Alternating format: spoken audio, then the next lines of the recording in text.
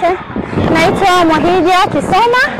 Nimetokea Chuo Kikuu Mzumbe kama mhadhiri msaidizi, lakini pia ni furaha kwa taasisi zetu kuweza kuturuhusu wafanyakazi kuja kushiriki michezo ya Shimuta.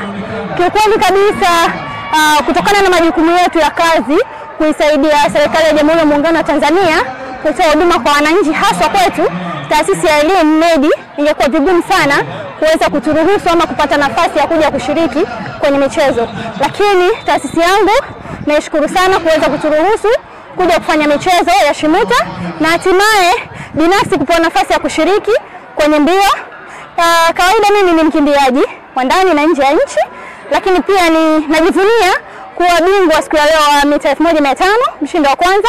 Kwa hiyo najisikia faraja sana na napenda kuwasihi taasisi zingine pia kuweza kuwaruhusu wafanyakazi kuja kufanya michezo, lakini pengine ingekuwa ni ngumu kwa kuwaruhusu ama kudhani kwamba mfanyakazi kazi yake kukaa ofisini tu, lakini kuja kwenye michezo inatusaidia kurefresh, kuweka miili sawa, afya zetu vizuri.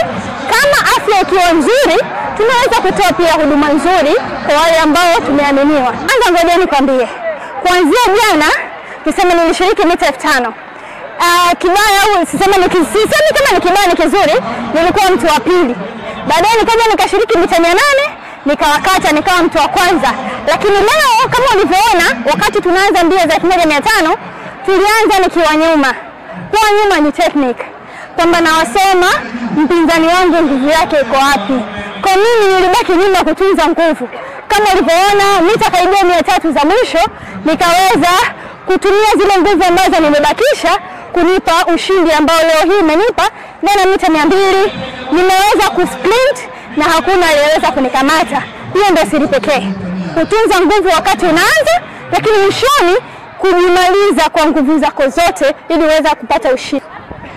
Wito wangu kwa taasisi za umma na binafsi kuweza kuwaruhusu wafanyakazi kwenda kwenye michezo. Ukiachana michezo ni vipaji, michezo ni fursa, lakini pia kupitia michezo hii tunazitangaza taasisi zetu, lakini pia tunaweka miili sawa, tunakuja huku tuna refresh, tukirudi kazini basi tunapata hata remori ya kuweza kufanya kazi kwa bidii na juhudi, tukiweza kuzingatia afya zetu ziko imara zaidi.